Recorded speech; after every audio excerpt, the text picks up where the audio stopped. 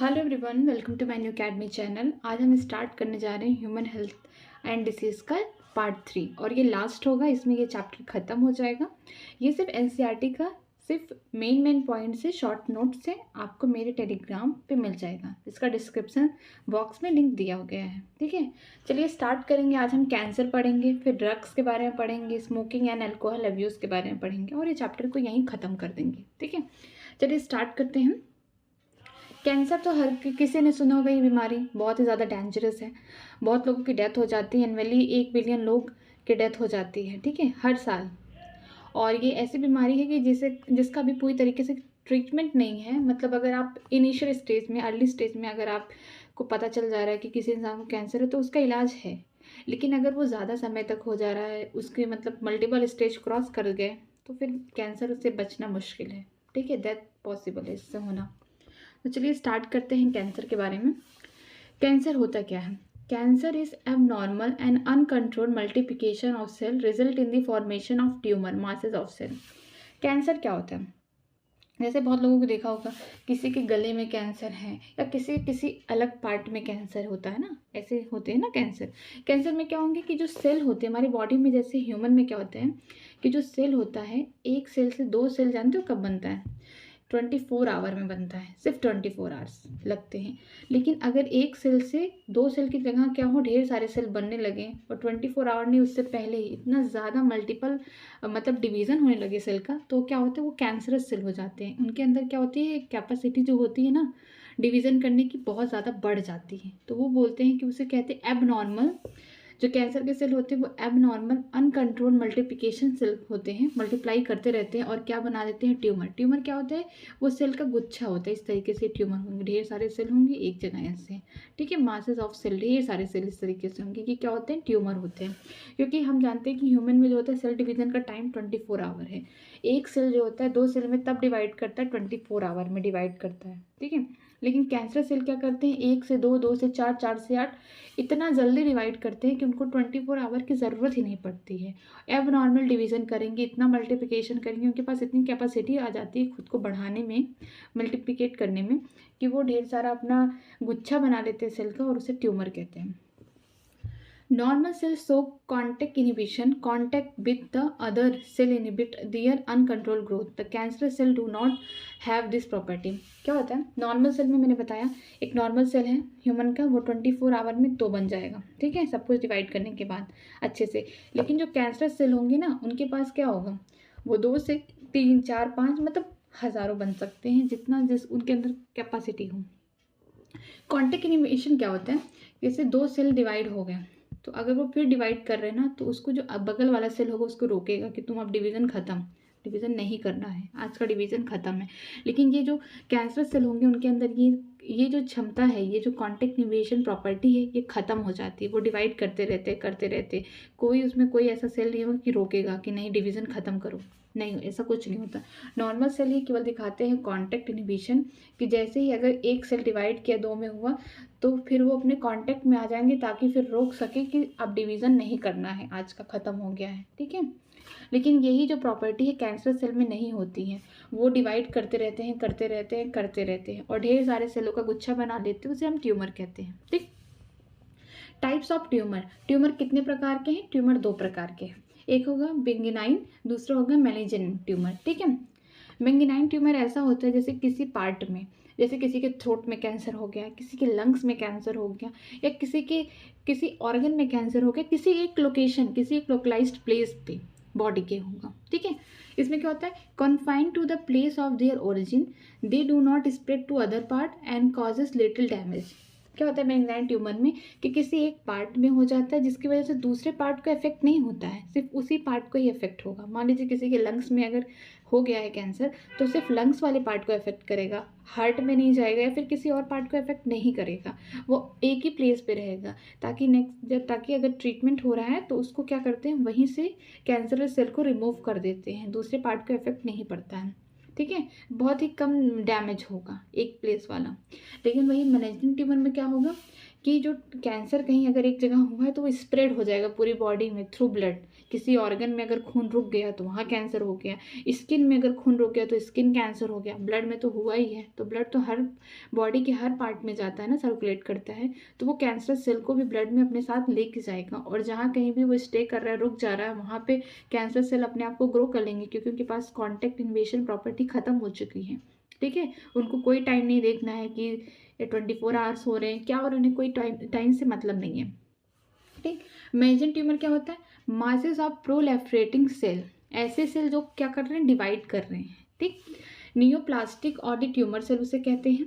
ठीक, that grow rapidly invade and damage the surrounding normal cell. क्या होगा मेजनाइट tumour में? क्या होगा, ढेर सारे ट्यूमर के गुच्छे बने हुए हैं, जब ये अपने आप को डिवाइड करते हैं तो इसके बगल में भी तो नॉर्मल सेल होंगे, ऐसा तो नहीं होगा कि सिर्फ यही सेल है, बॉडी में तो और भी नॉर्मल सेल होंगे, जब उनके कांटेक्ट में आएंगे तो उनको भी डैमेज। जैसे मैंने कहा कि अगर कैंसर किसी जगह पे हुआ है, अगर वो स्प्रेड हो गया ब्लड के थ्रू, तो कहीं और अगर किसी ऑर्गन में या कहीं भी और रुक रहा है, वहाँ पे डिवीजन शो कर रहा है, तो जो वहाँ के नॉर्मल सेल होंगे उनको भी कैंसर सेल बना देगा, वहाँ के सेल को ख़त्म कर देगा, उधर भी कैंसर सेल अपने आप को बना लेगा, वो अपने आप को ग्रो कर लेगा, बढ़ा लेगा वो। ठीक है, due to the active division and growth they stop normal cell by competing for nutrient. इनके पास इतना एक्टिव डिवीजन हो जाता है, अपने आप को इतना मल्टीप्लाई करते, इतना अपने आप को ग्रो करते हैं कि जो नॉर्मल सेल हैं उनका जो खाना है, न्यूट्रिएंट है जो स्टोर्ड है, उसको उसका खाना, उसका सब कुछ वो ले लेते हैं, ताकि बेचारा जो नॉर्मल सेल है वो भूख से ही मर जाएगा।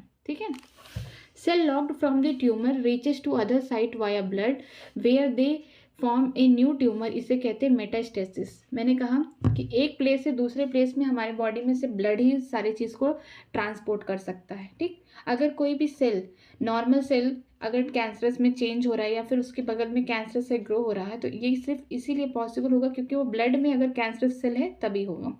ठीक है, अगर किसी एक लोकेशन पे है, जैसे बेनिग्नाइन ट्यूमर में किसी एक जगह पे अगर है ट्यूमर, तो वो वहीं उतने दूर का ही सिर्फ सेल को ख़राब कर देगा, वहाँ उतनी दूर में ही ट्यूमर रहेगा, उतनी दूर में ही कैंसर रहेगा। लेकिन जब ये मैनेजमेंट फॉर्म में हो जाएगा कि वहाँ के जो सेल हैं वो अपने आप को ग्रो करेंगे और ब्लड के थ्रू दूसरे ऑर्गन या दूसरे पार्ट में जा रहे हैं, तो वो अपने आप ग्रोथ उधर भी करेंगे, तो इसका मतलब पूरी बॉडी में स्प्रेड हो जाता है ये ट्यूमर। ठीक है, और ये बहुत ही डेंजरस ट्यूमर है।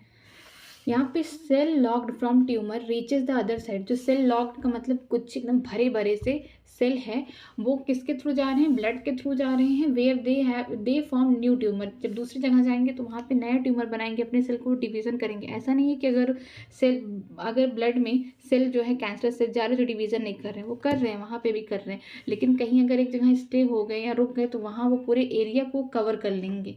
ठीक है, किसी ऑर्गन में, इसे हम कहते हैं मेटास्टेसिस, इस प्रोसेस को, और ये बहुत खतरनाक होता है। वेजिनाइल ट्यूमर में ये होता है कि एक बार मान लीजिए ट्रीटमेंट हो गया तो वो कैंसर वहाँ से रिमूव भी हो जाएगा, लेकिन जो ये मेलाग्निक ट्यूमर है इससे डेथ तो हो ही जाएगी, क्योंकि पूरी बॉडी में स्प्रेड हो जाता है और ये बढ़ता रहता है, ये कंट्रोल नहीं हो पाता है, और बहुत कम केसेस में ऐसा होता है कि कंट्रोल हो जाता है, इंसान बच जाता है। कॉजेज ऑफ कैंसर, इसे बोलते हैं कार्सिनोजेन, कि कौन कौन से कॉज हैं, कैंसर किसकी वजह से होता है, और उन एजेंट को हम क्या बोलते हैं, कार्सिनोजेन बोलते हैं। जैसे फिजिकल एजेंट हो गया, केमिकल हो गया, बायोलॉजिकल, तीन होते हैं, physical, chemical and biological agent. ठीक है, फिजिकल एजेंट में क्या होगा, आयनाइजिंग रेडिएशन, एक्स-रे हो गया और गामा रे हो गया, और नॉन आयनाइजिंग रेडिएशन है जो यूवी रे है। ठीक है, दो रे हैं, जैसे हमने कहा एक्सरे होता है, गामा रे होता है। अगर बहुत लोग ज़्यादा एक्सरे खिंचवाते हैं अपने बॉडी पार्ट का, उनको भी कैंसर होने के चांसेस हैं, क्योंकि वो फिजिकली उनके बॉडी में रेडिएशन जा रहा है, जिसकी वजह से वो कैंसर कॉज कर सकता है।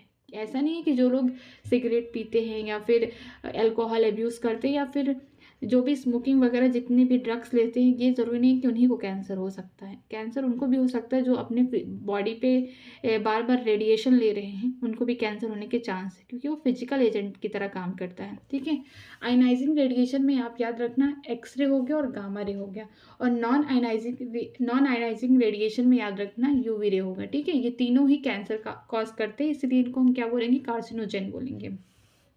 दूसरा है केमिकल एजेंट, जैसे कि हम जानते हैं टोबैको स्मोकिंग बहुत कॉमन है, हर गांव में देखने को मिलेगा, हर जगह मिलेगा कि टोबैको स्मोक हो रहा है, अब्यूज़ हो रहा है। ठीक है, ये कॉज करेगा लंग कैंसर। ठीक है, विनाइल क्लोराइड हो गया, कैफीन हो गया, निकोटीन हो गया, मस्टर्ड गैस, ये सब भी क्या होते हैं, केमिकल एजेंट होते हैं जिससे क्या होगा कि कैंसर हो सकता है। अगर कैफीन का इंटेक ज़्यादा हो रहा है बॉडी में तो कहीं ना कहीं हमारी बॉडी को वो हार्म कर रहा है। ठीक है।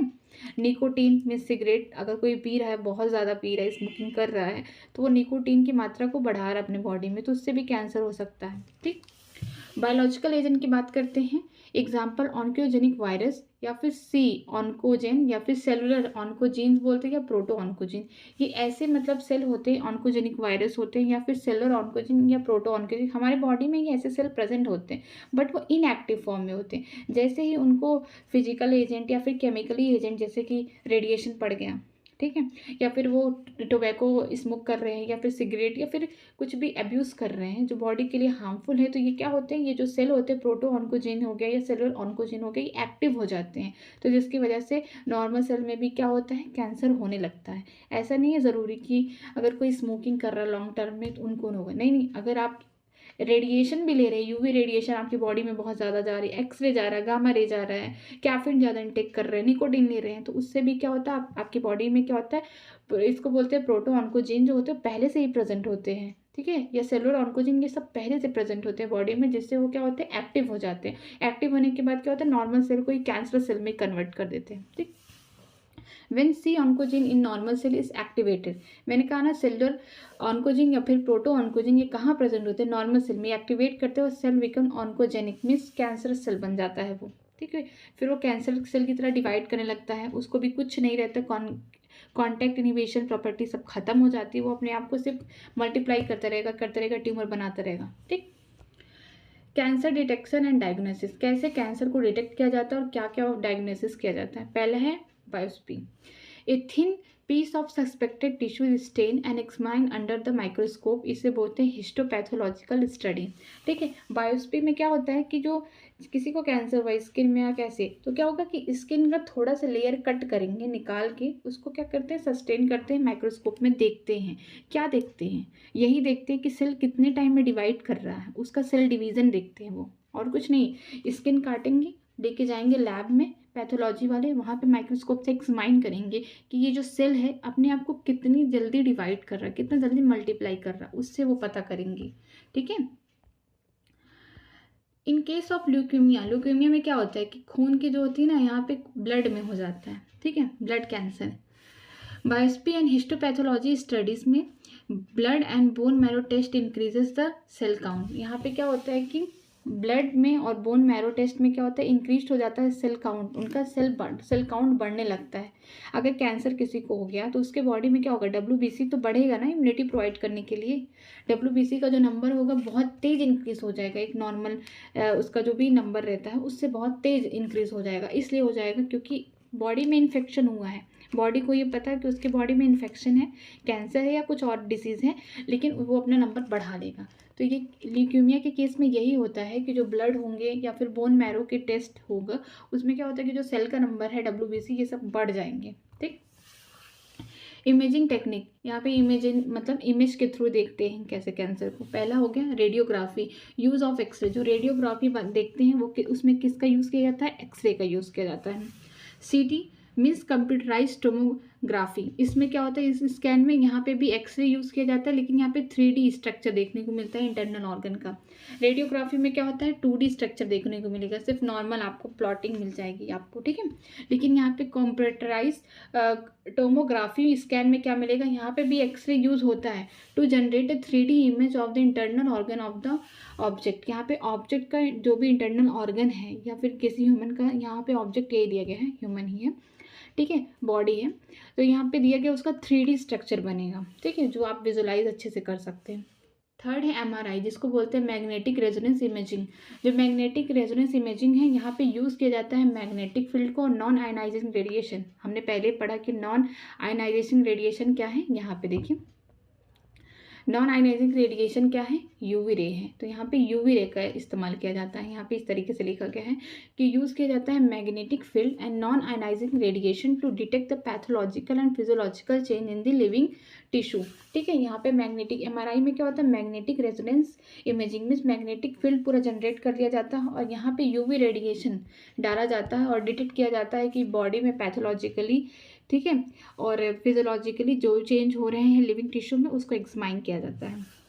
Use of antibodies against the cancer specific agent. मान लीजिए कि अगर जो कैंसर है उसका जो स्पेसिफिक किसकी वजह से हो रहा है, ठीक है, तो उसके लिए एंटीबॉडीज़ भी दी जाती हैं जो सिर्फ स्पेसिफिक रहेगा। अगर ये कैंसर है तो इस कैंसर के लिए ये एंटीबॉडी, अगर लंग्स है तो लंग्स के अलग हैं, किसी भी पार्ट के लिए अलग अलग। मीन्स इसीलिए कैंसर स्पेसिफिक जो एजेंट होंगे, एंटीजन होंगे, जो बाहर से मतलब आ रहे हैं हमारी बॉडी में, उनके लिए क्या होगा, अलग अलग एंटीबॉडी दिए जाएंगे। ये नहीं कि अगर किसी को लंग्स में कैंसर है या किसी को थ्रोट में कैंसर है, किसी को माउथ कैंसर है तो एक ही एंटीबॉडी दे, नहीं, ऐसा नहीं होता है कि हर कैंसर का अलग अलग स्पेसिफिक अपना एंटीबॉडीज़ होता है, उसको दिया जाता है।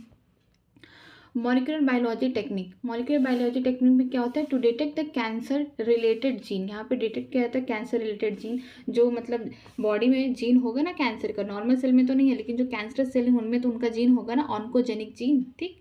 वो क्या होगा, such individual should avoid the carcinogen example tobacco smoke. यहाँ पे क्या होगा, मॉलिक्यूलर बायोलॉजी में क्या होता है कि डिटेक्ट किया जाता है कैंसर रिलेटेड जीन, जो कैंसर से रिलेटेड जीन है। जैसे हमारी बॉडी में मैंने पहले बताया ये सेलुलर ऑन्कोजीन और प्रोटो ऑन्कोजीन, वो पता करेंगे ना ऑन्कोजीन को, ताकि इंसान को बता दिया जाए कि आप कार्सिनोजेन से दूर रहिए, जैसे टोबैको स्मोकिंग कर रहे दूर रहिए, या फिर आप बहुत रेडिएशन ले रहे हो उससे दूर रहिए। मतलब जितने भी कार्सिनोजेन्स हैं उनसे दूर रहने के लिए कहा जाएगा, चाहे फिजिकली हो सकता है, चाहे केमिकली हो सकता है, और चाहे बायोलॉजिकली हो सकता है, ठीक। ट्रीटमेंट ऑफ कैंसर को कैसे ट्रीट किया जाए, ठीक है। यहाँ पे दिया गया है 4 तरीके से, रेडियोथेरेपी, कीमोथेरेपी, इम्यूनोथेरेपी हो गया और सर्जरी हो गया, ठीक है। अब एक एक करके पढ़ते हैं। रेडियोथेरेपी क्या होता है, tumour cell are irradiated lethally without damaging surrounding normal cell. जैसे रेडियोथेरेपी में क्या होगा कि अगर मान लीजिए यहाँ मेरे हाथ में कैंसर हो गया तो यहाँ पर रेडिएशन डालेंगे कि ये जो सेल है, ये एरिया है पूरा, इस एरिया को ही ख़त्म करे, ना कि यहाँ डाले ना यहाँ डाले कि दूसरे सेल पे इफेक्ट हो, ऐसा नहीं करते। यहाँ पे ट्यूमर सेल को ना आराम से ख़त्म करते हैं, ठीक है। यहाँ पे रेडिएशन डालते हैं रेडियोथेरेपी में, ताकि जो उसके अगल बगल में जो नॉर्मल सेल हैं उनको कोई इफेक्ट ना पड़े, वो डैमेज ना हो, तो ये रेडियोथेरेपी में होता है।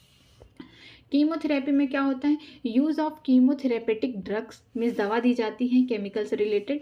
Many drugs have side effect like hair loss हो गया, एनीमिया। अब साइड इफेक्ट तो रहेंगे ड्रग्स के, किसी को अगर कैंसर हुआ है तो आप देखेंगे जब उसको कीमोथेरेपी में क्या होता है कि इंसान को बेड पे सुला दिया जाता है और उसको उसके बॉडी में केमिकल दिए जाते हैं। जैसे मान लीजिए ग्लूकोज चढ़ते हैं जब इंसान बीमार हो जाता है, तो उसी तरीके से उसको केमिकल्स दिए जाते हैं, केमिकल ड्रग्स दिए जाते हैं, और उसका साइड इफ़ेक्ट ये होता है कि उसका हेयर लॉस हो जाता है, उसको खून की कमी हो जाती है। ये साइड इफ़ेक्ट्स हैं कीमोथेरेपी के, ठीक है, कैंसर में।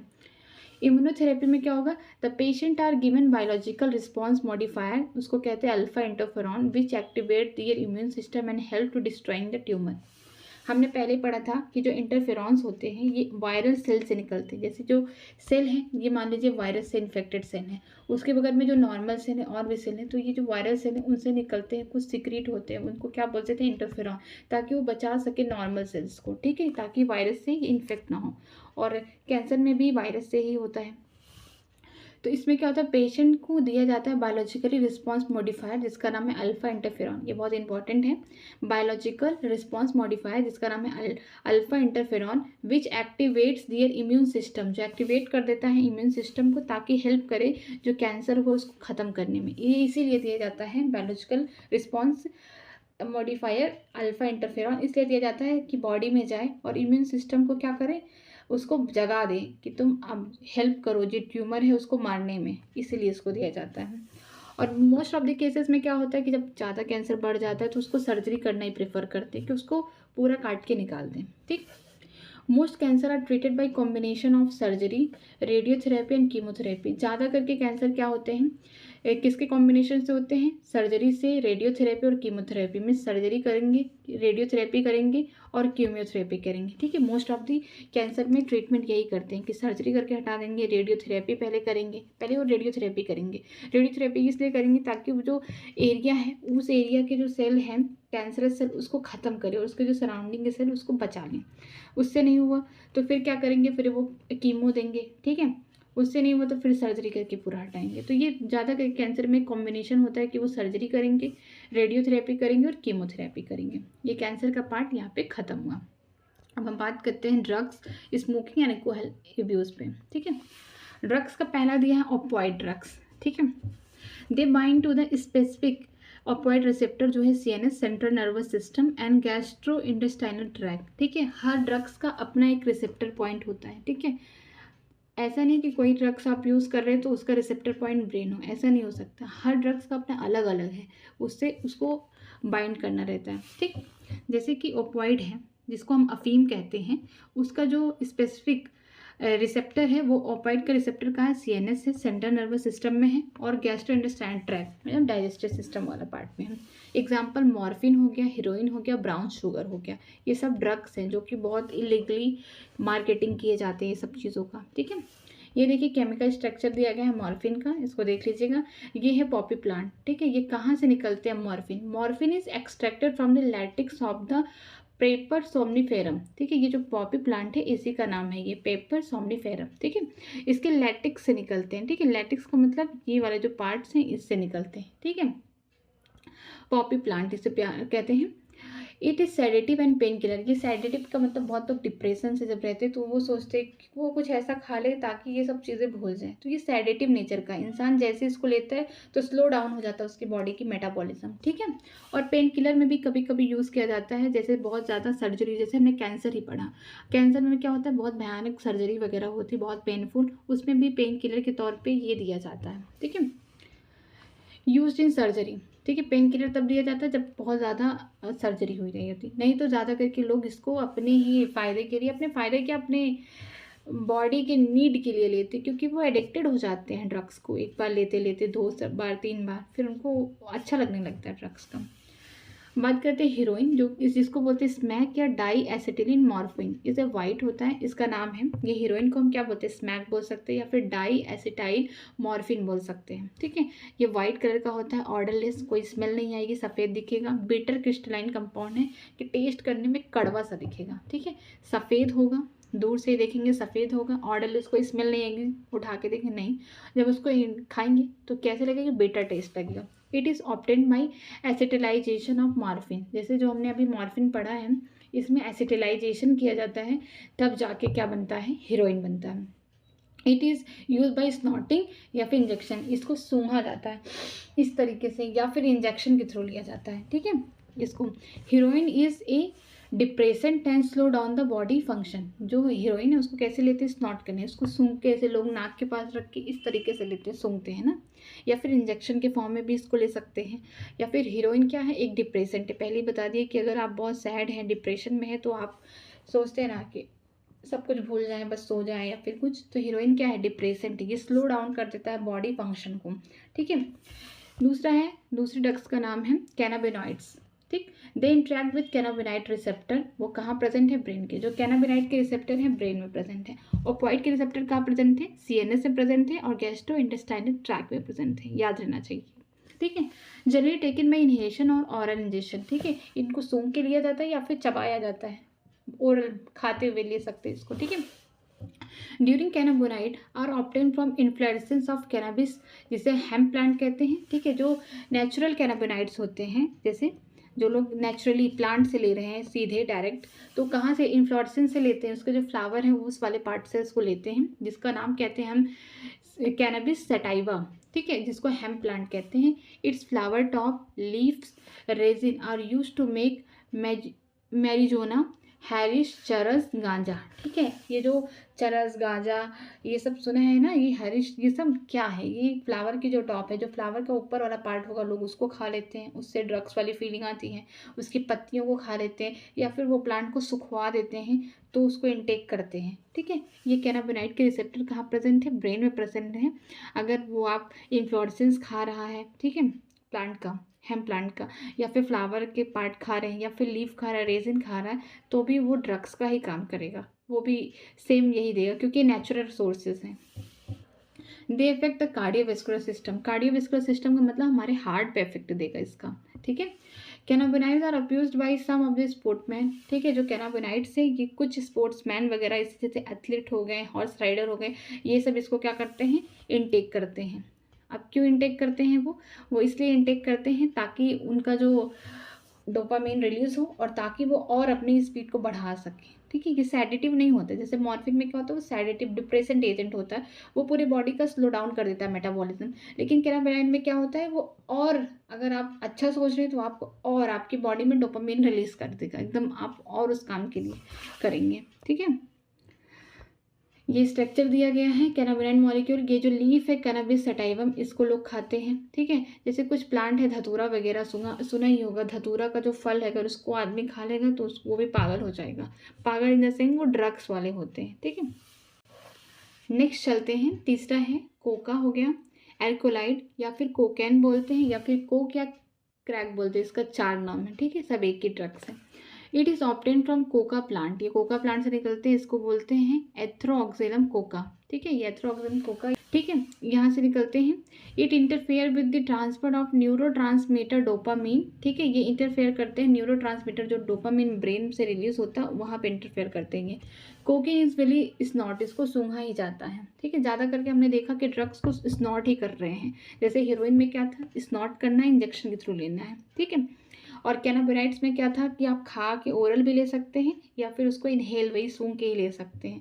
और ये कोकीन जो है ये भी क्या करते हैं, स्नॉट ही करके लेते हैं। It stimulate the CNS and producing the यूरोफोबिया। ठीक है, एंड इंक्रीज द एनर्जी। क्या करते हैं, ये CNS में इंटरफेयर कर, यूफोबिक मतलब कि गुड फीलिंग आएंगी, उसको लेने के बाद एकदम अच्छा लगेगा, वेल फीलिंग आएगी, इसका मतलब ये होता है। इंक्रीज कर देता है एनर्जी को। Excessive dose of cocaine causes halogenation, अगर आप कोई इसको ज़्यादा ले लिया कोकीन को तो उसको हेलोजिनेट होगा, उसको दिखेगा कि सारी चीज़ें उसको दुगनी तिगनी दिख रही हैं। ठीक है, 2-3 बार दिख रही, वो एकदम भ्रम में हो जाएगा। हेलोजिनेशन का मतलब, जैसे एग्जाम्पल हो गया एल्ट्रोपा, बेल्डोना हो गया, धतूरा हो गया, ये सब हेलोजेनिक प्लांट है। मैंने पहले ही बोला कि ये जो धतूरा है ये, इसका जो फ्रूट होता है ना वो बहुत ही ज़्यादा खतरनाक होता है, वो भी ड्रग्स की तरह होता है। अगर कोई इसको ज़्यादा ले लिया तो इंसान पागल हो जाएगा। ठीक, ड्रग्स लाइक बारब्यूट्रेट हो गया, एम्फेटामिन्स हो गया, बेंजोडायाजेपिन्स हो गया, are etcetera use as medicine to treat the mental illness like depression, insomnia. ठीक है, ये जो तीनों ड्रग्स दिए गए हैं इनका काम क्या होता है कि मेंटल हेल्थ, जैसे कोई डिप्रेशन में है तो उनको ये दिया जाता है ताकि वो इंसान, इंसोमिया का मतलब आराम से सोए। ठीक है, but their abuse causes impairment of physiological और साइकोलॉजिकल फंक्शन। लेकिन अगर इसका बार बार कोई अगर नींद की दवा रोज खा के सो रहा है तो उसकी बॉडी डिस्टर्ब हो जाएगी, फिर वो क्या होगा, वो फिजिकली या फिजियोलॉजिकली या साइकोलॉजिकली उसका फंक्शन कहीं ना कहीं डिस्टर्ब हो जाएगा।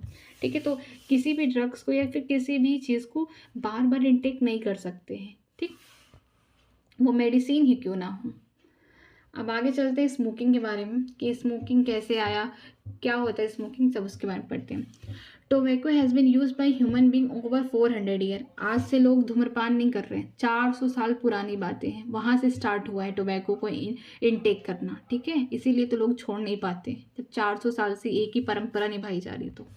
ठीक, इट इज़ स्मोक्ड, चिप और यूज टू स्टफ, इसको स्मोक करते हैं। ठीक है, इस तरीके से।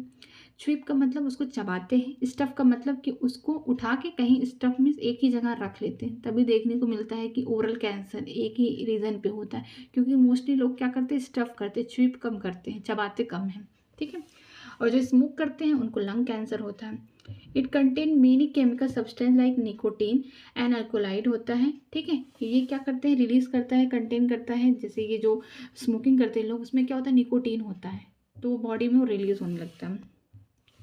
ये जो अब ये निकोटीन के बारे में बात की, it stimulate the adrenal gland to release the adrenaline and non adrenaline causes the high BP and heart rate. जो ये निकोटीन होता है ये क्या करेगा, एड्रेलिन को रिलीज करेगा, नॉन एड्रेलिन मतलब एड्रिनल ग्लैंड हमारी, जैसे ये मान लीजिए ये किडनी है हमारी बॉडी में, इस तरीके से किडनी होती है। ठीक है, इसके ऊपर क्या होता है, एड्रिनल ग्लैंड होते हैं, यहाँ से कुछ हार्मोन्स निकलते हैं हमारी बॉडी में। ठीक, जैसे हो गया नॉन एड्रेलिन, हो गया एड्रेलिन हो गया। जब निकोटीन इनटेक होता है बॉडी में तो क्या होता है कि एड्रिनल ग्लैंड पे इफेक्ट करता है, वहाँ से क्या निकलता है, एड्रेलिन निकलेगा, नॉन एड्रेलिन, जो कि क्या करेगा, BP को बढ़ा देगा, ब्लड प्रेशर को, हार्ट रेट को बढ़ा देगा। ठीक है, दिल धड़कने लगेगा और ब्लड प्रेशर भी हाई हो जाएगा।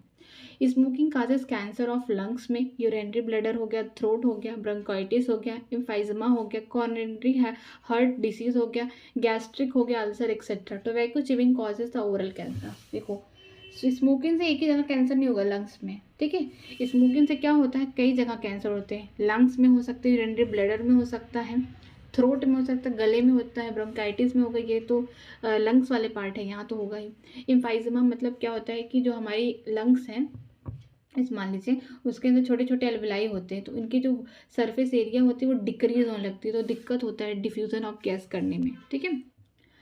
वहाँ पे हो गया कॉर्नरी हार्ट डिसीज, जो हमारे हार्ट का जो वेसल्स है वहाँ पे भी इफेक्ट पहुँच जाता है स्मोकिंग का, वहाँ पे भी कैंसर हो सकता है। गैस्ट्रिक अल्सर हो सकता है पेट में, ठीक है। टोबैको चिविंग, अगर टोबैको को जो चिविंग कर रहा है, चबा रहा है, ये जितने हैं स्मोकिंग के लिए हैं कि लंग्स में कैंसर है, यूरिनरी ब्लैडर में है, थ्रोट में है, ब्रोंकाइटिस में, एम्फाइजमा है, कोरोनरी हार्ट डिसीज हो गया, गैस्ट्रिक अल्सर होगा, ठीक है। लेकिन जो चिविंग कर रहे हैं, चबा रहे हैं, तो वो तो ओरल कैंसर होगा उससे, ठीक।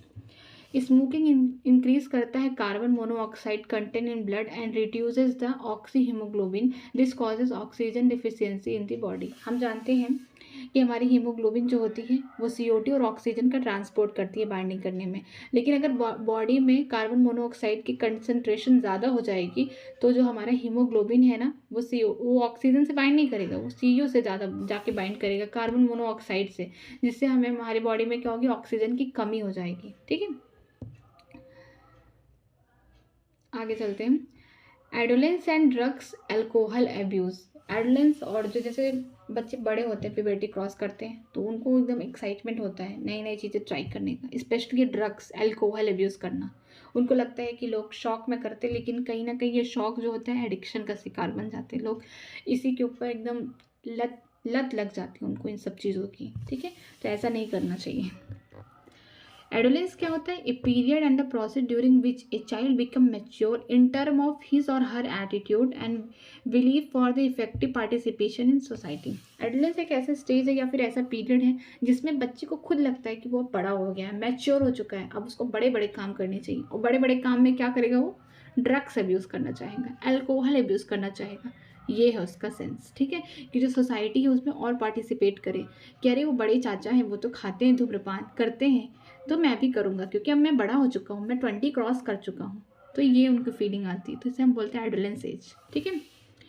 Adolescence is the bridge linking the childhood and adulthood. The period is 12 or 18 year of age होता है। It is very vulnerable phase of the mental psychological development. Adolescence क्या होता है, ये बचपन को और जवानी को दोनों का एक बॉन्ड होता है, मीन्स चाइल्डहुड होगा और एडल्टहुड होगा, उनके बीच में एडोलेंस आएगा। जैसे ही बच्चा चाइल्डहुड से थोड़ा बड़ा होगा, एडोलेंस एज में आएगा, तो उसको लगेगा कि वो परफेक्ट है, वो मैच्योर है, वो अपने डिसीजंस खुद ले सकता है, उसको ये फीलिंग आएगी। ये क्या होता है, 12 से 18 साल तक एडोलेंस एज होता है, और ये बहुत ही खतरनाक पीरियड होता है कि अगर बच्चे को ध्यान नहीं दिए घर वाले या फिर उसके टीचर या फिर उसके फ्रेंड, तो बच्चा गलत रास्ते पे जा सकता है इस एज में, ठीक है। मेंटली साइकोलॉजिकली उसका सही से डेवलपमेंट नहीं होगा, उसको गलत सही का कोई मतलब फ़र्क नहीं दिखेगा, तो उसको जो लगेगा वो अपने मन से करेगा। उसे नहीं पता कि ड्रग अब्यूज़ एक बार करेगा तो अच्छा लग रहा है, 2 बार करेगा अच्छा लग रहा है, लेकिन अगर बार बार रिपीट करेगा तो उसकी बॉडी में ही उसका इफेक्ट जाएगा और एडिक्टेड हो जाएगा, उससे बहुत सारी प्रॉब्लम्स आ सकती हैं, ठीक है। तो ये बहुत खतरनाक पीरियड होता है एडोलेंस की। इसमें लड़के को लगे कि वो बहुत मैच्योर है, बट ऐसा कुछ नहीं होता है, उसको सबसे ज़्यादा उसी समय पूरा प्रॉपर केयर करने की ज़रूरत है फैमिली को, ताकि पूरा ध्यान दे अपने बच्चे पे, ठीक है। छोटा था तो दे रहे थे, ठीक है, जब लेकिन एडोलेंस एज में जाए तो स्पेशली और ध्यान देने की चाहिए कि ताकि उसका फ्यूचर ख़राब ना हो, ताकि जो उसकी और आगे की ज़िंदगी है उसमें वो ख़राब ना हो जाए, ठीक है। Causes of drug alcohol use in adolescence, ठीक है। कौन कौन से रीज़न है जिसकी वजह से एडोलेंस एज में स्टूडेंट या फिर इंसान ड्रग्स और अल्कोहल के अब्यूज़ करता है। पहला क्या है, क्यूरियोसिटी और एक्सपेरिमेंटेशन। क्यूरियोसिटी क्या है, किसी को देख लिया उसने, कोई लड़का है किसी को देख लिया कि अरे वो ड्रग अब्यूज़ कर रहा है अल्कोहल, तो उसके अंदर क्या होगा, क्यूरियोसिटी होगा कि कैसा टेस्ट होगा, क्या फ्लेवर होगा, क्या मज़ा आता होगा, वो एक्सपेरिमेंट करने लगता है, वहीं से उसकी स्टार्टिंग हो जाती है पहली चीज़, ठीक। दूसरा क्या होगा, need for adventure and excitement. उसके अंदर एक्साइटमेंट आएगा, वो एडवेंचर करना चाहेगा कि नहीं मैं भी एक बार ट्राई करके देखूंगा क्या टेस्ट है, क्या है फ्लेवर, क्या है, कैसा लग रहा है उसको खाने के बाद। लोग बहुत पीते हैं, बहुत महंगा महंगा स्कॉच लेते हैं, तो मैं भी देखूंगा, तो ये वो उसका एक क्यूरियोसिटी होगा, वो एक्सपेरिमेंट करेगा, तभी ये पहला उसका इनिशिएटिव स्टेप है, ठीक है, एडोलेंस एज में, कि वो अपना क्यूरियोसिटी जानने के लिए, अपना एक्सपेरिमेंट करने के लिए, अपने एक्साइटमेंट में वो गलत कदम उठा रहा है।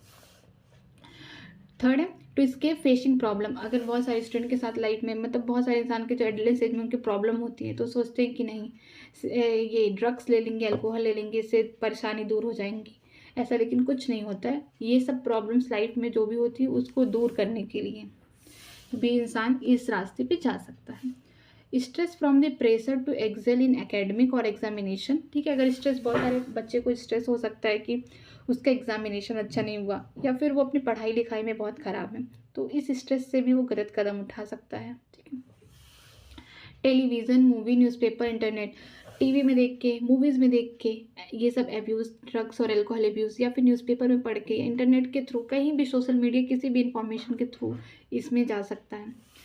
लास्ट है अनस्टेबल और unsupportive family structure and peer pressure. अगर फैमिली साथ नहीं दे रही, मान लीजिए बच्चा नहीं पढ़ने में अच्छा है या फिर उसका जो भी एकेडमिक एग्जामिनेशन सब खराब है, तो फैमिली को सपोर्ट करना चाहिए, उसको मेंटली उसको और ज़्यादा मोटिवेट करना चाहिए ताकि वो और आगे जाए।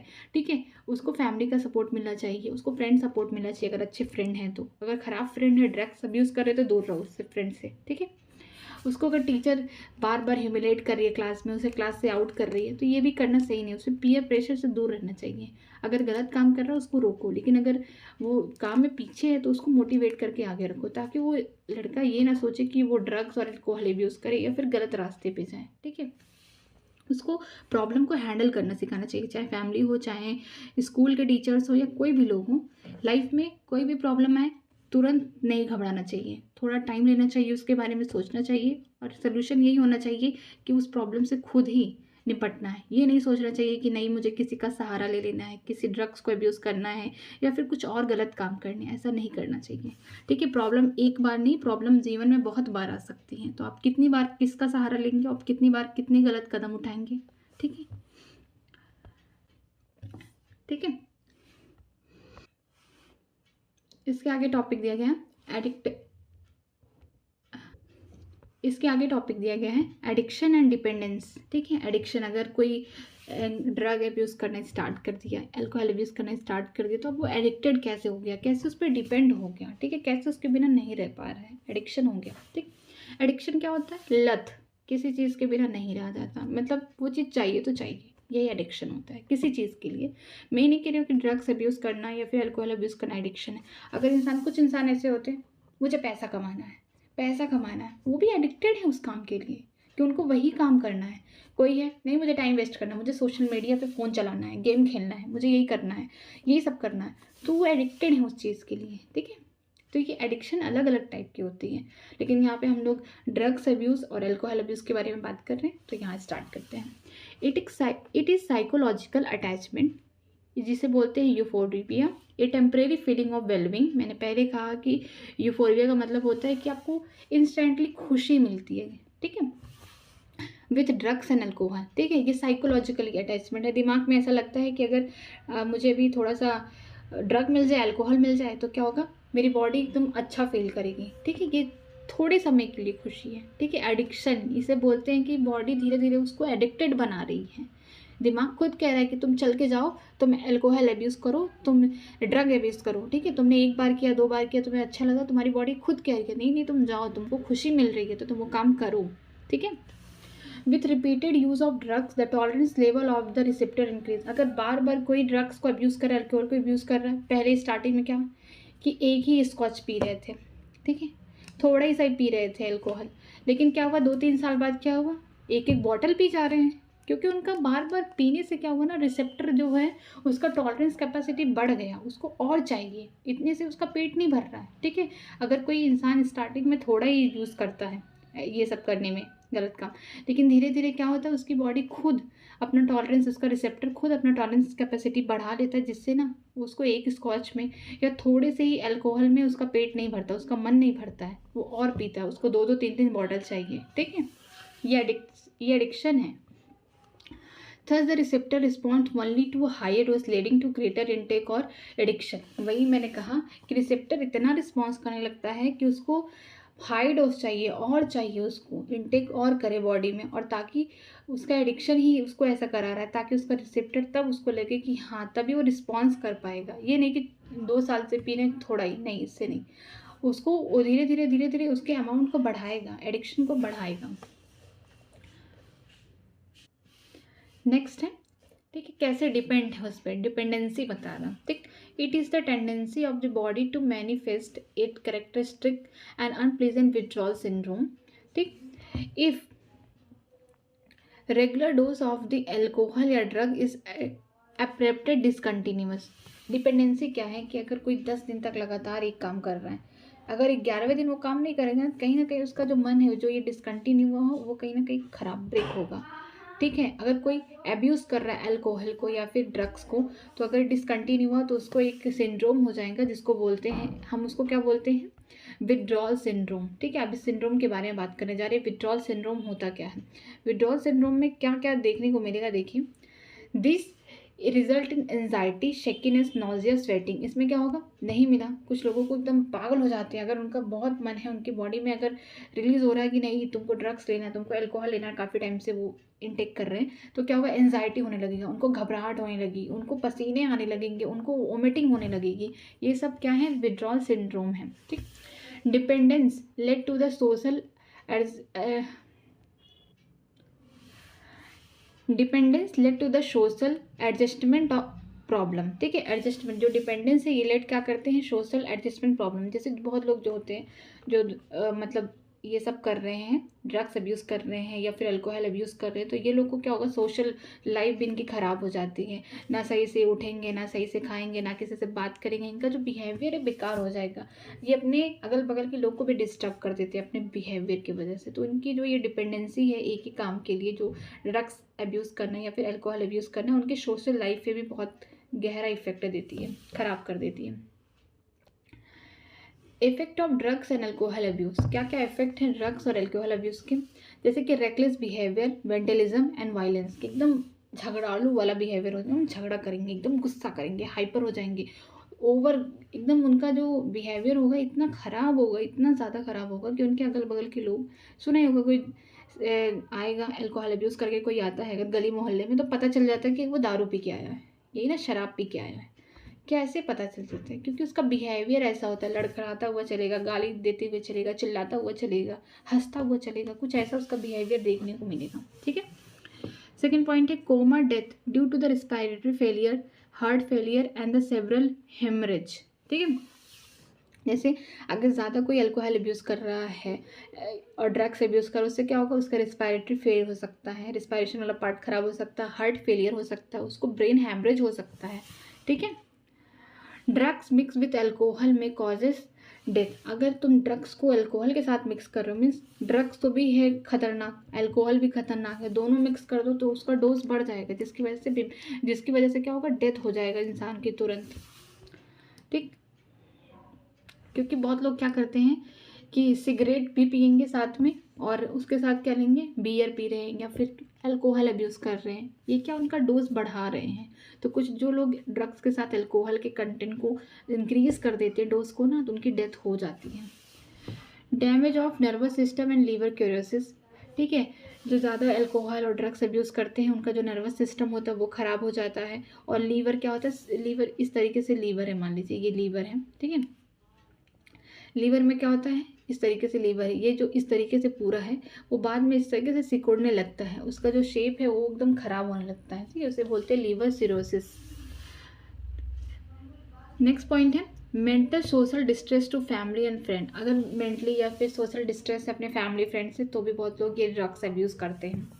नेक्स्ट है सोशल प्रॉब्लम लाइक स्टीलिंग, चोरी करना, and spread infection disease like AIDS और हेपेटाइटिस बी। जैसे कुछ लोग चोरी काम करने लगते हैं, चोरी करने लगते हैं, क्यों चोरी करने लगते हैं, उनको पैसा चाहिए, उनको ड्रग्स अब्यूज़ करना, उनको अल्कोहल अब्यूज़ करना, ये भी ख़राब काम है। ठीक है, और जैसे कि इस और किससे स्प्रेड हो सकता है, हमने पहले पढ़ा था एड्स, इन्फेक्टेड पर्सन से भी ईजिली स्प्रेड हो जाएगा ये बीमारी। ठीक है, और हेपेटाइटिस बी से भी बीमारी, एक जैसे कोई ड्रग्स ले रहा है, उसने अपने इंजेक्शन लगाया इंटरवेनस इंजेक्शन, तो दूसरा भी अगर ड्रग्स अब्यूज़ कर रहा है उसके सर्कल का, उसका फ्रेंड, वो भी अगर वही सेम इंजेक्शन लगाया, उसको HIV वायरस उसके बॉडी में, एड्स है या हेपेटाइटिस भी, वो ईजिली ट्रांसमिट हो जाएगा। इन्फेक्शन डिसीज़ भी कहीं ना कहीं ये सब चीज़ों से भी ट्रांसमिट होती है।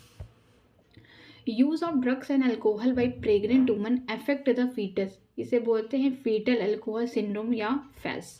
ठीक है, जैसे बहुत सारी फॉरेन में, स्पेशली मैं बोलती हूँ फॉरेन, आउटसाइड इंडिया, इंडिया में भी लोग हैं, ऐसे नहीं है, लेकिन जो स्पेशली है फॉरेन में क्या होता है कि जो प्रेग्नेंट वुमेन है या फिर नॉर्मल वुमेन है, उनको भी बहुत शौक है ड्रग्स अब्यूज़ करना, अल्कोहल अब्यूज़ करना।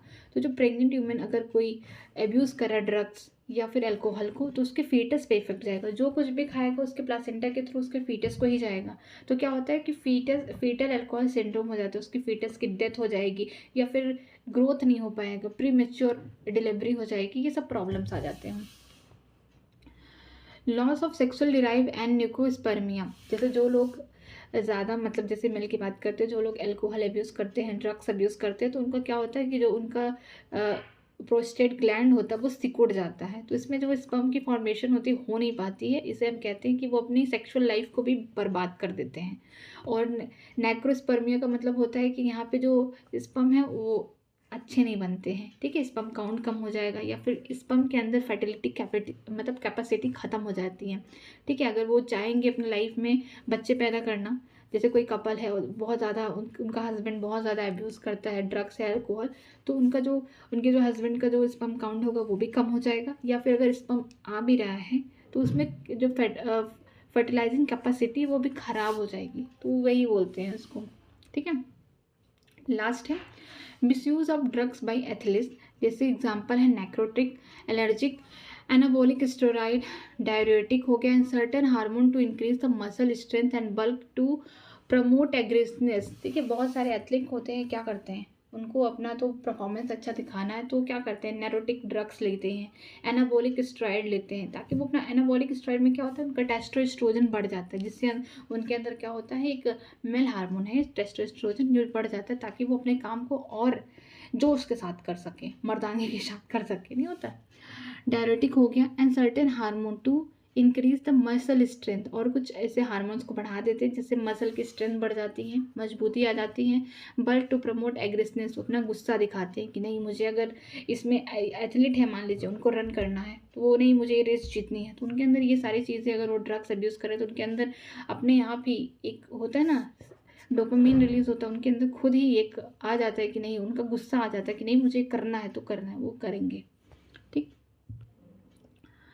Warning sign of drugs alcohol abuse in adolescence period, जैसे कि कुछ साइन दिखती है इंसान को, जैसे कोई गलत काम कर रहा है तो तुरंत वो आरोपी मतलब तुरंत नहीं हो जाएगा, वो क्राइम तुरंत नहीं करेगा, वो छोटे छोटे गलत काम करेंगे, फिर वो एक दिन बड़ा काम करेगा गलत। ठीक है, तो कुछ वार्निंग साइन है ड्रग अल्कोहल अब्यूज़ करने में एडोलेंस पीरियड में, जैसे दिया गया है drop in academic performance and absent from school, जो बच्चे मान लीजिए पढ़ाई में बहुत ख़राब हैं लेकिन घर से निकले कि वो स्कूल ही जा रहे हैं, ठीक है, और पता चल रहा हो कि वो स्कूल में आते ही नहीं, क्या पता वो गलत काम कर रहे हो, ड्रग्स अब्यूज़ कर रहे हो, अल्कोहल अब्यूज़ कर रहे हो, इस वजह से वो अपने एकेडमिक लाइफ में ख़राब है, एकेडमिक परफॉर्मेंस अच्छा नहीं दे पा रहे हैं, या फिर एक कोई भी रीज़न हो सकता है कि जो अपने घर वालों से वो चोरी कर रहे हैं, कुछ छिपा रहे हैं, ठीक है, आए हैं स्कूल पढ़ने लेकिन काम कर रहे हैं कुछ और गलत सा, तो ये भी हो सकता है reason. Lack of interest in personal hygienic, ठीक है, जो लोग जैसे ड्रग्स अब्यूज़ करते हैं, अल्कोहल अब्यूज़ करते हैं, वो अपने ऊपर ध्यान देना भूल जाते हैं कि अपने चेहरे पे क्या ध्यान देना चाहिए। पता चला कि कोई लड़का है तो खूब बड़े बड़े बियर्ड हैं, बड़े बड़े बाल हैं, अपने हेल्थ पे कोई ध्यान नहीं, कि एकदम दुबला पतला है, खाना नहीं खा रहा है, बस उसको ड्रग्स अल्कोहल ही चाहिए, वो अपने आप को कहीं ना कहीं ख़राब ही कर रहा है, तो अपने पर्सनल हाइजीनिक को भूल जाता है वो।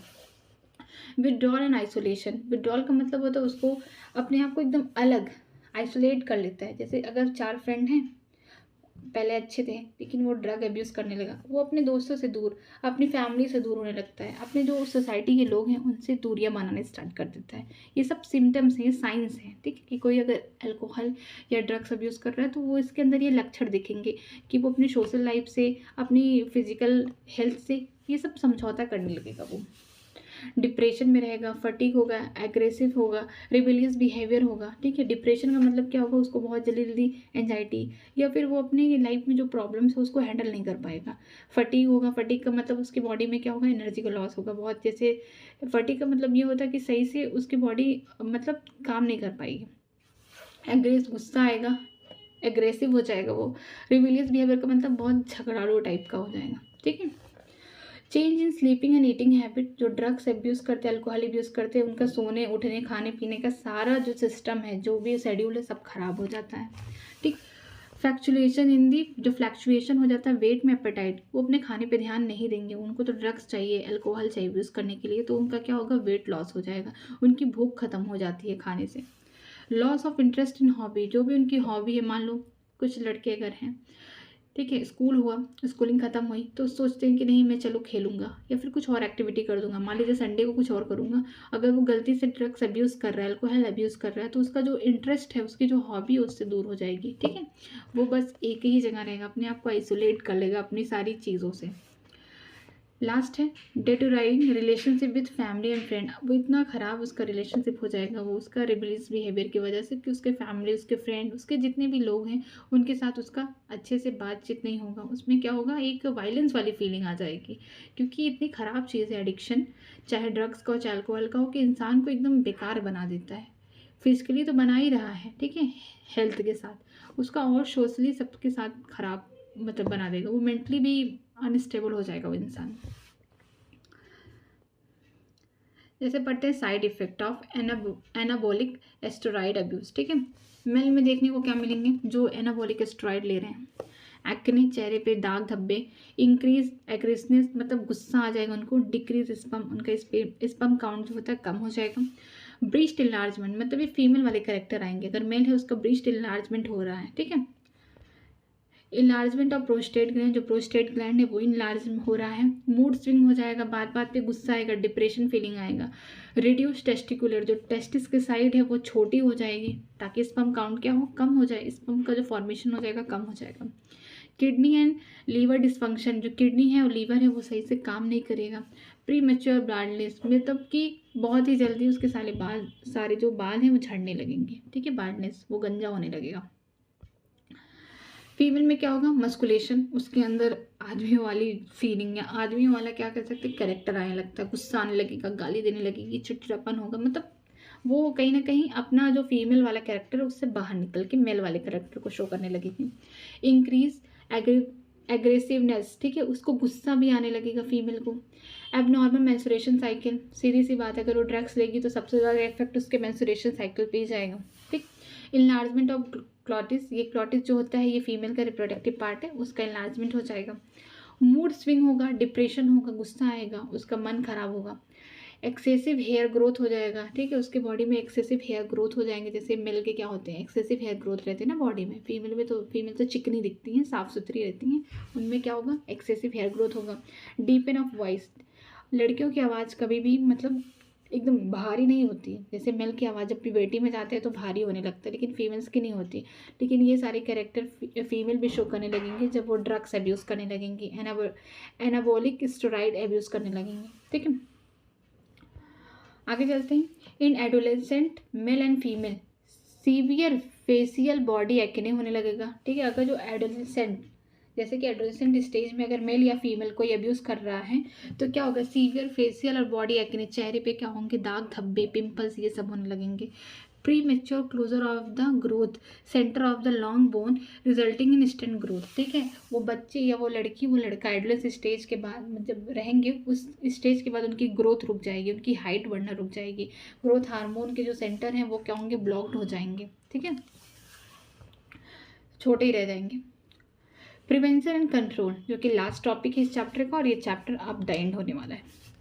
पहला है अवॉइड अनपीयर प्रेशर, कि लाइफ में देखो प्रॉब्लम सबके रहते हैं, लेकिन इसका ये मतलब नहीं कि किसी प्रॉब्लम को हैंडल ना किया जाए, प्रॉब्लम का सलूशन भी है, ऐसा नहीं है, लेकिन अगर उस प्रॉब्लम से आप हैंडल नहीं करेंगे, आप उसको बहुत ज़्यादा पीयर प्रेशर, बहुत प्रेशर ले लेंगे और ये गलत काम करेंगे तो ये सही नहीं है। ठीक है, तो आपको जितना हो सके अपने आप को कूल रखना है, अपने आप को काम रखना है, ये जितने भी प्रेशर से दूर रखना है, उसको हैंडल करने का तरीका सोचना है, उसको सलूशन ढूंढना है कि मुझे इस काम से ये जो प्रॉब्लम आ रही है मेरी लाइफ में, मैं इसको टाल सकता हूँ या फिर इससे निकल सकता हूँ। ठीक है, सेकेंड है एजुकेशन एंड काउंसलिंग, पढ़ाई लिखाई जो भी है उसमें देखना चाहिए कि उनका बच्चा एकेडमिक में अच्छा है कि नहीं, परफॉर्मेंस अच्छा कर रहा है कि नहीं, वो स्कूलिंग डे में अपने प्रेजेंट रहता है कि नहीं, स्कूल जाता है कि नहीं। ठीक है, ये सब पे ध्यान देना चाहिए।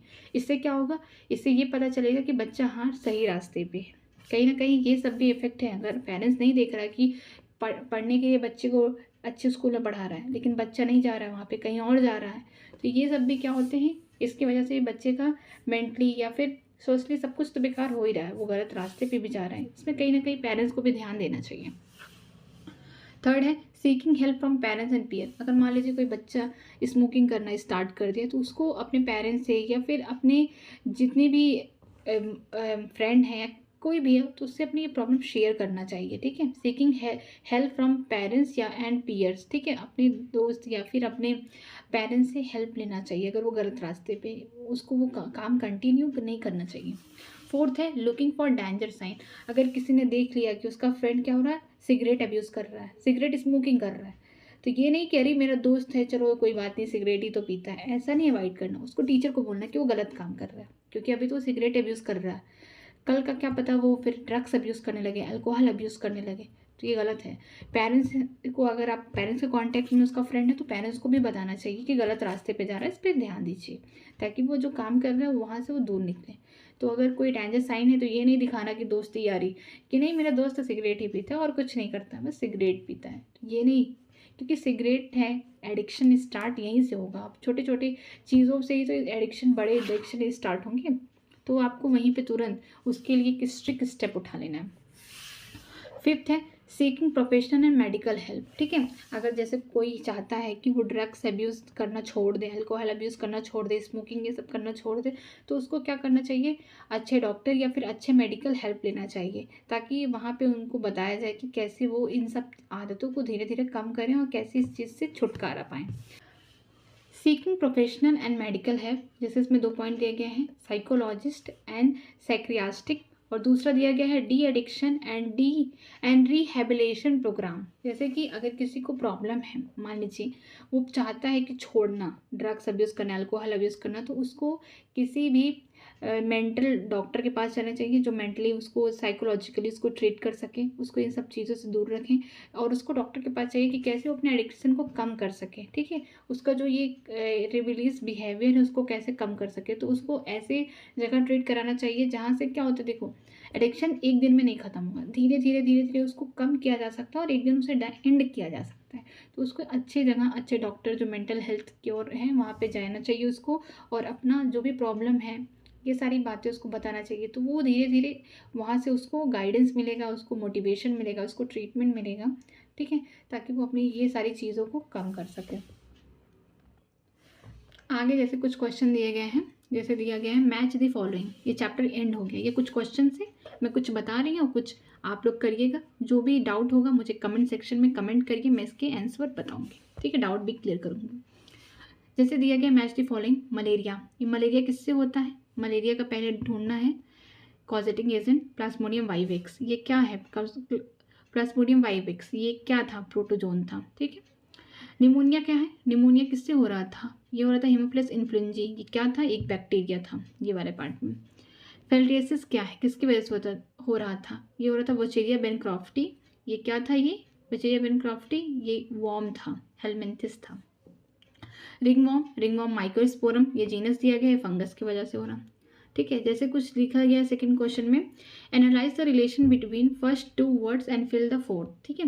जैसे एस्केरिस की वजह से हो रहा था, कॉमन कोल्ड किसकी वजह से हो रहा था, राइनो वायरस की वजह से हो रहा था, एड्स दिया गया है, किसका चेक होगा, एलिजा, ये टेस्ट है, ठीक है, ये टेस्ट है, ठीक। तो टाइफाइड के लिए क्या था, विडाल टेस्ट था, ठीक, ये विडाल टेस्ट की वजह से होगा, ठीक। इसमें दिया गया है odd man out, justify your answer, ठीक है, इसमें ऑड निकालना है, इसमें क्या हो सकता है, स्प्लीन हो गया, लिम्फ नोड हो गया, थाइमस, पियर पैचेस। जैसे हम जानते हैं स्प्लीन, लिम्फ नोड और पियर पैचेस क्या थे, सेकेंडरी लिम्फॉइड ऑर्गन थे, लेकिन थाइमस और बोन मैरो क्या थे, प्राइमरी, तो इसमें ऑड ये होगा, ठीक। इसमें चलते हैं गैस्ट्रिक एसियल, पीएमएनएल, सलाइवा, टीयर। हम पहले से जानते हैं कि जब हमने पढ़ा था इनिशिएट बैरियर पढ़े थे, इम्यूनिटी पढ़े थे, उसमें क्या था, ये गैस्ट्रिक एसियल हो गया, सलाइवा, टीयर, ये क्या थे, ये फिजियोलॉजिकल बैरियर थे, लेकिन ये पीएमएनएल क्या थे, सेलुलर बैरियर थे, सेल के थ्रू मिल रहे थे। इसका फुल फॉर्म होता है पॉलीमॉर्फोन्यूक्लियर ल्यूकोसाइट, ठीक है। यहाँ जैसे दिया है cocaine, morphine, brown sugar, heroine. जैसे हम जानते हैं कि मॉर्फिन, ब्राउन शुगर, हीरोइन तो एक ही थे, ओपियोइड से निकल रहे थे ये ड्रग से, लेकिन कोकीन तो अलग था, ठीक है। अब यहाँ चलते हैं फोर्थ क्वेश्चन पे, एक्सपेंड द फॉलोइंग एब्रीविएशन, मतलब कि आपको फुल फॉर्म बताना। माल्ट क्या था, म्यूकोसा एसोसिएटेड लिम्फॉइड टिश्यू थे। सीएमआई क्या थे, सेल मीडिएटेड इम्यूनिटी थे। एड्स क्या है, एड्स तो बहुत ईजी था, हाँ, HIV क्या है, ये भी इजी है, तो आप ये दोनों बताइएगा मुझे कमेंट सेक्शन में, ठीक है। बाकी जो क्वेश्चन नहीं आएंगे प्लीज़ उसको कमेंट करिएगा, और एक बार ये PDF मेरे टेलीग्राम चैनल से जाके आप देख लीजिएगा। उसके इसका जो जितना भी PDF है, जितना भी मैंने पढ़ाया है, सारे PDF मेरे टेलीग्राम पे अवेलेबल हैं। आप जाइए और डिस्क्रिप्शन बॉक्स से मेरे टेलीग्राम को ज्वाइन करिए, और मेरी क्लास अच्छी लगी तो प्लीज़ लाइक एंड सब्सक्राइब करिए।